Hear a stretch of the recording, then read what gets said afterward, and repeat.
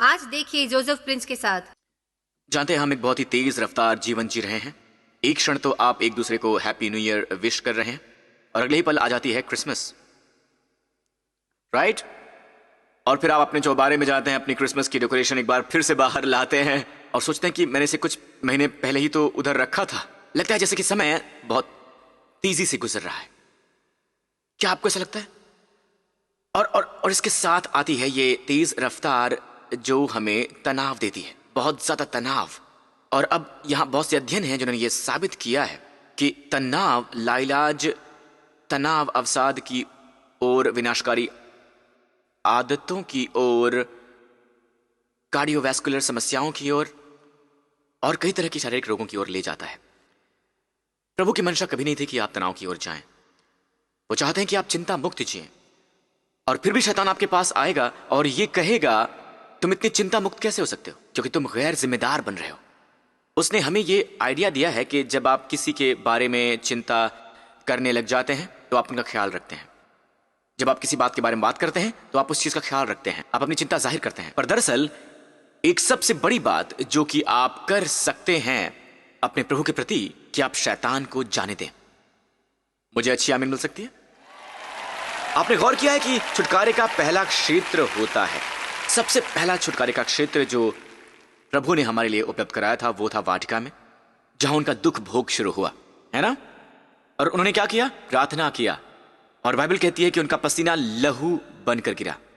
उनके लिए यही विचार कि वो हमारे लिए पाप बनने वाले हैं, उनके लहू के पसीने का कारण बना। हमारे प्रभु यीशु के लहू में छुटकारे का विशेष गुण है। याद करें परमेश्वर ने आदम से क्या कहा था? पहले आदम से, यीशु अंतिम मनुष्य है, दूसरा आदम है। आप देखें, आदम मनुष्य जाति के फेडरल हेड की तरह है।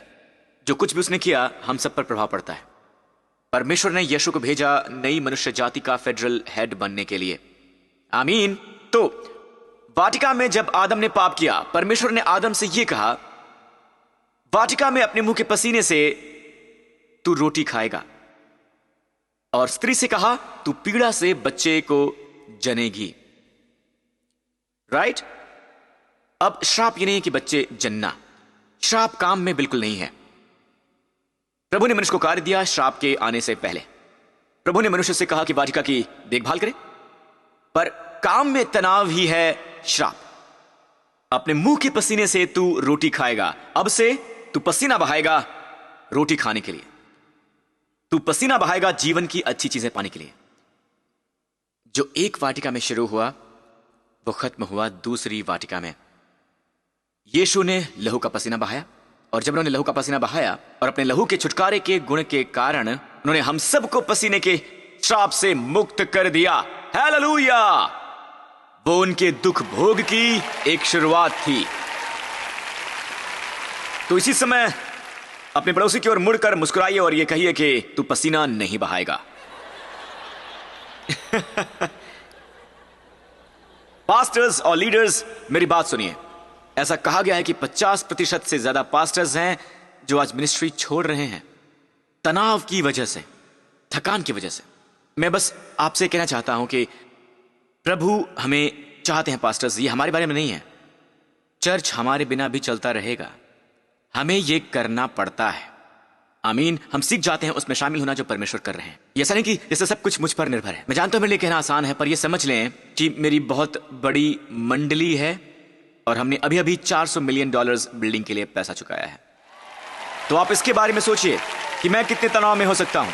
पर मैंने बहुत समय पहले प्रभु से सीखा था, जब उनसे एक वचन के बारे में पूछा, जब ये बिल्डिंग बन रही थी, किसी ने ये नहीं सोचा था कि हम ये कर पाएंगे। प्रभु ने मुझे ये वचन रूत से दिया। लिखा है कि मेरी बेटी, जब तक तू न जाने कि इस बात का कैसा फल निकलेगा, चुप रह, क्योंकि आज उस पुरुष को यह काम निपटाए बिना चैन न पड़ेगा। और मैं जानता हूं पिता के दाहिनी हाथ पर कौन वो तेजस्वी मनुष्य है। प्रभु मुझसे कह रहे हैं कि जब मैं काम करता हूं तो वो विश्राम पाते हैं, और मैं विश्राम करूंगा तो वो काम पर लग जाएंगे, वो काम करने लगेंगे। और मुझे आपको ये बताते हुए खुशी हो रही है, और राइट, उस बिल्डिंग को बनाने के लिए 5 साल हम केवल जमा कर सके पब्लिक से। हमने इसे मिरेकल सीट संडे कहा बिल्डिंग के लिए। जी हां, केवल 4 बार इन 5 सालों में। एक वर्ष परमेश्वर ने मुझसे कहा कुछ मत करो। मेरे लीडर्स उस समय काफी घबराए हुए थे, उन्होंने कहा कि पास्टर प्रिंस, क्या हमें जल्दी ही मिरेकल सीड संडे नहीं करना चाहिए? मैंने कहा चिंता मत करो, परमेश्वर ने कहा है कि ऐसा मत करो। और आप जानते हैं क्या, आपूर्ति आई। मैं बस प्रभु का धन्यवाद करना चाहता हूं। मुझे याद है जब मैं विश्राम करूंगा तो वो काम करेंगे। आमीन। तो आप छुड़ाए गए हैं पसीने के श्राप से। और जब उसने प्रार्थना की, बाइबल में लिखा है उसका पसीना जमीन पर गिरा। जमीन श्रापित थी। प्रभु कहते हैं कि आज के बाद से जमीन कांटे उगाएगी, पर उसके लहू के छुटकारे के गुण के कारण जब उसने जमीन को छुआ, जिस जमीन पर आप चल रहे हैं वो अनुग्रह की जमीन है, आशीषित जमीन है, अनुग्रहित जमीन है, छुटकारा प्राप्त जमीन है। आप जहां कहीं भी जाते हैं आप एक आशीष है। आमीन। आप आशीष है अपने दोस्तों के लिए, रिश्तेदारों के लिए। रिश्तेदारों की बात करें तो एक मनुष्य था जिसने अपनी पत्नी से कहा, ऐसा नहीं कि मैं तुम्हारे रिश्तेदारों से नफरत करता हूं डार्लिंग, ये बस ऐसा है कि मैं बस तुम्हारी सास को अपनी सास से ज्यादा प्रेम करता हूं। आप समझ गए होंगे।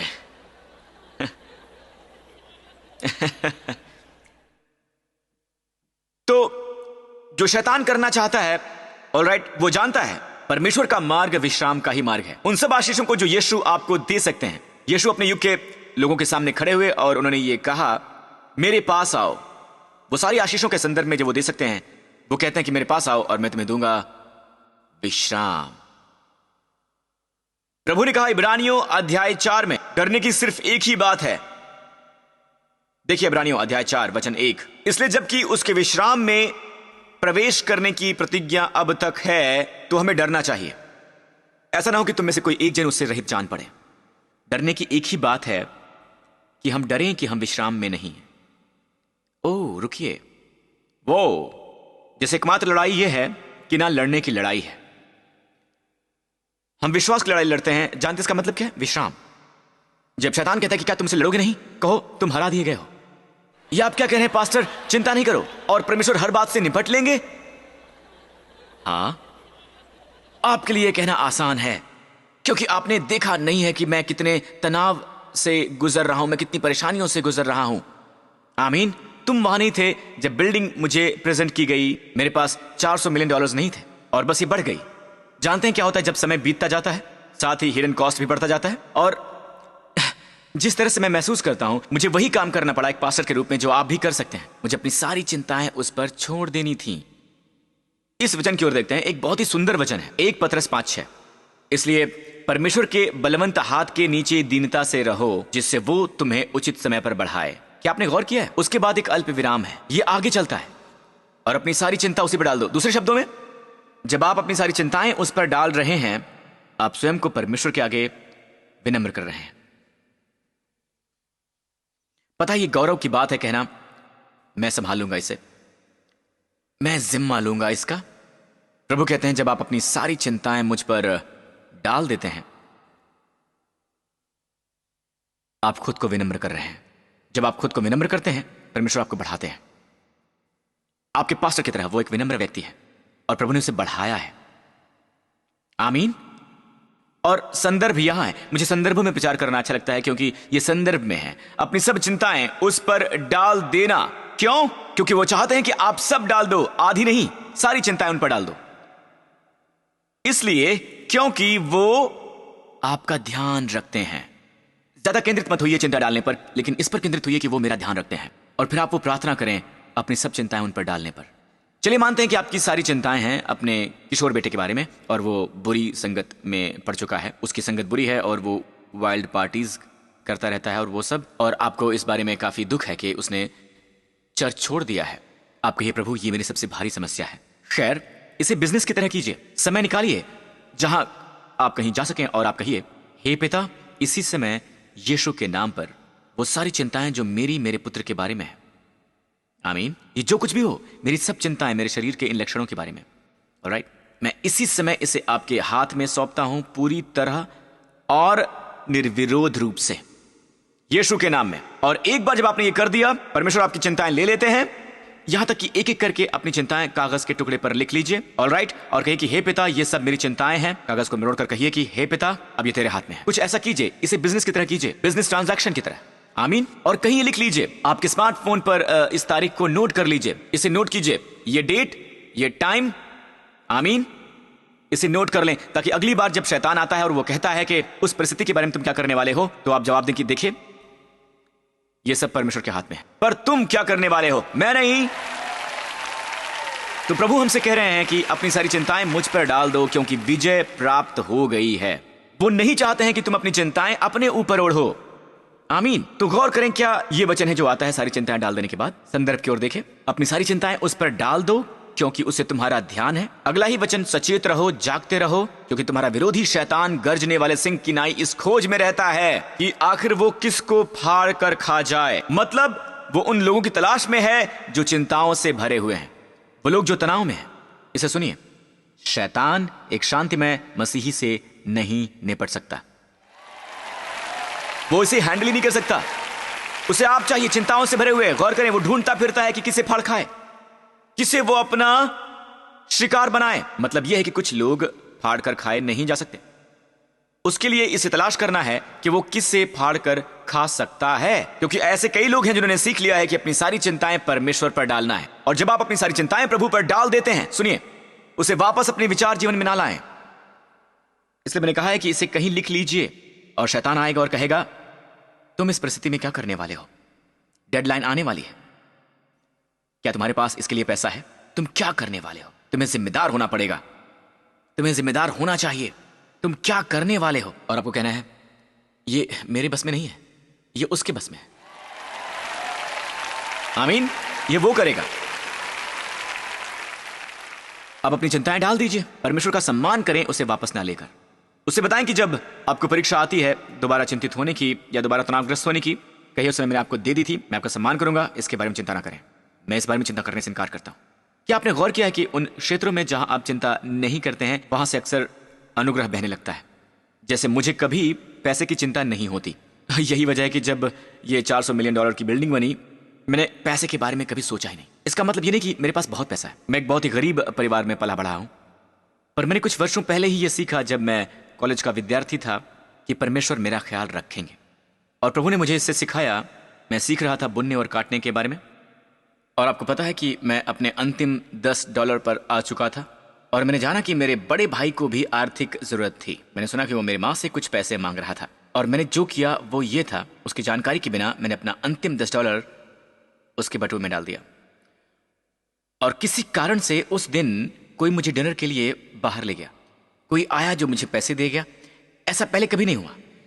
तो मैंने सीखा कि इसके बारे में मुझे चिंता करने की आवश्यकता नहीं है। पूरे जीवन में मैंने कभी पैसे की चिंता नहीं की। इसका मतलब ये नहीं कि मेरे पास बहुत पैसे हैं, मैं ज्यादा का इस्तेमाल कर सकता हूं, पर ऐसा लगता है कि ये वो क्षेत्र है जिसकी मुझे चिंता करने की आवश्यकता नहीं। ये वो क्षेत्र है जहां आपूर्ति बह रही है। मैंने ये दर्शन देखा बहुत वर्ष पहले कि अलग अलग किस्म की गोल्डन पाइप स्वर्ग से आ रही हैं, और बाद में मुझे पता चला कि जकरिया की पुस्तक अध्याय 4 से कि जकरिया ने भी वही पाइप देखी थी जो गोल्डन पाइप दे रही थी मनोरा लैंप स्टैंड को, लैंप स्टैंड। और ये गोल्डन पाइप स्वर्ग से आ रही है मनुष्य के ऊपर। एक थी पेरेंटिंग स्किल के लिए, एक थी बुद्धिमत्ता के लिए, और एक थी स्वास्थ्य और चंगाई के लिए, एक थी आर्थिक आपूर्ति के लिए। आमीन। तो बहुत सी गोल्डन पाइप नीचे आ रही थी, उस तक सारी आपूर्ति बह रही है। आप देखें, ये आइडिया है हमें कि जब आप प्रार्थना करते हैं तो परमेश्वर आपूर्ति करते हैं, पर गलातियों अध्याय 3 में लिखा है परमेश्वर लगातार आत्मा द्वारा आपूर्ति कर रहे हैं। वहां इसका ग्रीक है वर्तमान काल, लगातार आपके आत्मा की आपूर्ति करना इस समय भी। हे, आप लीक नहीं हो रहे हैं। मैं पवित्र आत्मा से भरा था, मेरे ख्याल से अब मैं कहीं लीक हो रहा हूं, नहीं। अपनी आंखें खोलिए और देखिए, आप लगातार भरे जा रहे हैं। गलातियों अध्याय 3 वचन 1 से 5 तक इसे पढ़ते रहिए। यहां लिखा है कि न केवल ये, वर्तमान काल में परमेश्वर लगातार आपके बीच चमत्कार कर रहे हैं। लगातार परमेश्वर लगातार आपके बीच चमत्कार कर रहे हैं। आमीन। तो ऐसा नहीं कि आप प्रार्थना करने लगते हैं और परमेश्वर आपूर्ति करने लगते हैं। जब से यीशु मरे हैं, स्वर्ग की सारी आपूर्ति और स्वर्ग की सारी अच्छाई, सारी स्वर्गीय आपूर्ति मुक्त कर दी गई है इस आहें भरती हुई दुनिया पर। आमीन। तो अगर ये सच है पास्टर प्रिंस, तो ऐसा क्यों है कि हमें आपूर्ति नजर नहीं आती है? मुझे प्रकटीकरण दिखाई क्यों नहीं देता है? आप जानते हैं क्यों? मैंने गोल्डन पाइप का यह दर्शन देखा, और तेल इस व्यक्ति पर आ रहा था उसकी जरूरत के अलग अलग क्षेत्रों में। फिर एकदम अचानक वो अपने जीवन के एक क्षेत्र के बारे में चिंतित था। चलिए कहें कि उसमें कुछ लक्षण थे, शैतान कुछ लक्षण उसमें डाल रहा है, और वो अपने स्वास्थ्य के बारे में चिंतित होने लगा, और आपूर्ति रुक जाती है। जब वो चिंता करता है तो आपूर्ति रुक जाती है। और इसी वजह से यीशु ने पहाड़ी उपदेश में कहा, इसीलिए तुम चिंता मत करो, परमेश्वर तुम्हें हवा में उड़ने वाले पंछियों से बेहतर खिलाएंगे। क्या आप उनसे अधिक मूल्य नहीं रखते हैं? यीशु कहते हैं कि बस तुम चिंता छोड़ दो और उनकी आपूर्ति बहने लगेगी। आमीन। मैं समाप्ति पर इसे साझा करना चाहूंगा। उस रात जब यीशु से दगा किया गया था, वो अंतिम भोज, एक बात जो वो पीछे छोड़कर गए थे, वो सब बातें जो वो कर सकते थे, उन्होंने असल में ये कहा कि मैं अपनी शांति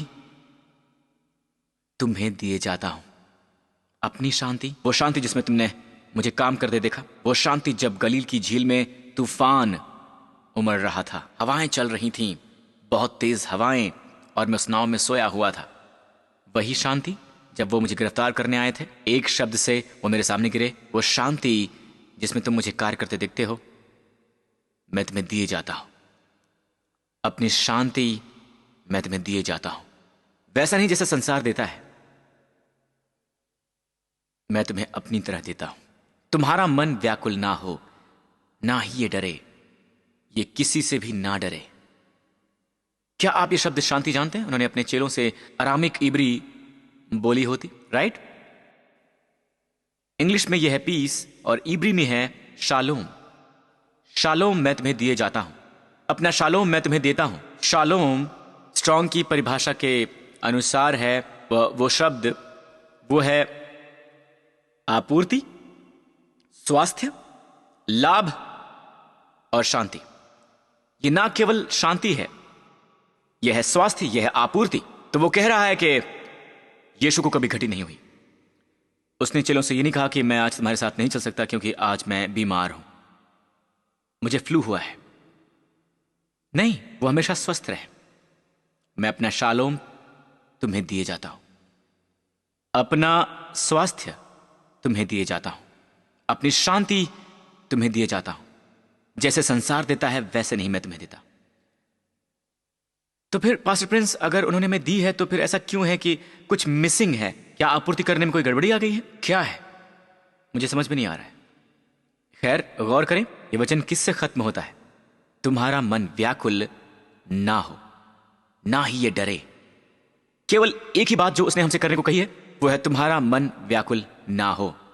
इस वचन को मुंह-ज़बानी याद कर लो। हर बार जब लगे कि आपका मन व्याकुल हो रहा है, इस वचन का हवाला दो, तुम्हारा मन व्याकुल ना हो।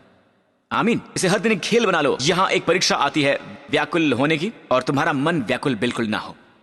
आमीन। विजय नंबर 2, विजय नंबर 3, इसे खेल की तरह बना लो। अगर तुम इसे नहीं कर सकते हो तो मैं तुम्हारे लिए नहीं कर सकता हूं, तुम्हारा पास्टर नहीं कर सकता है, तुम्हारी पत्नी तुम्हारे लिए नहीं कर सकती है।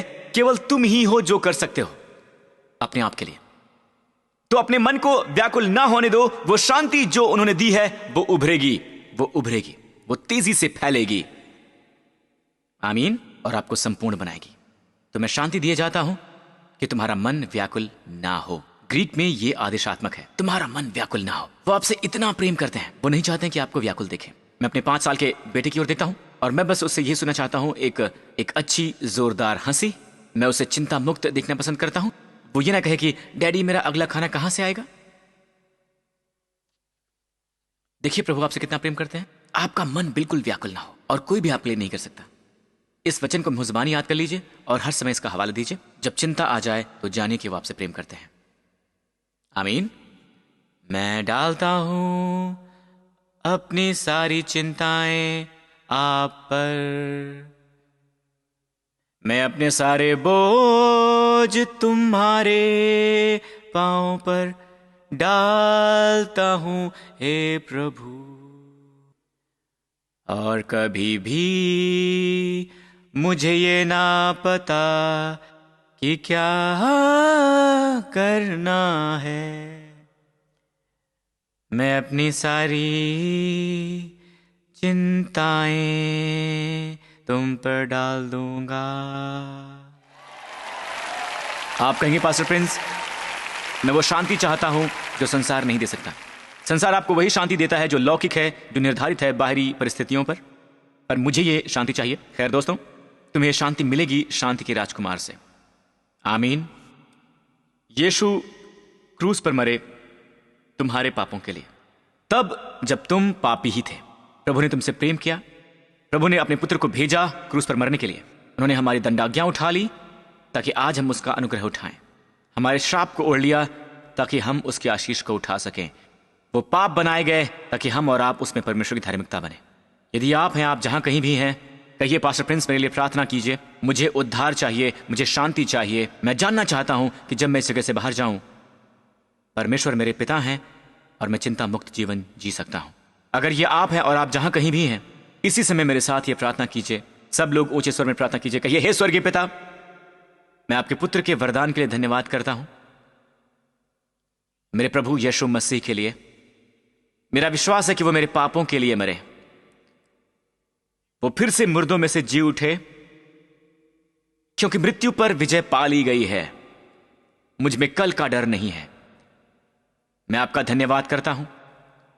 मेरा ध्यान रखा जा रहा है, मुझसे प्रेम किया जा रहा है, गहरा प्रेम और अत्यधिक अनुग्रह।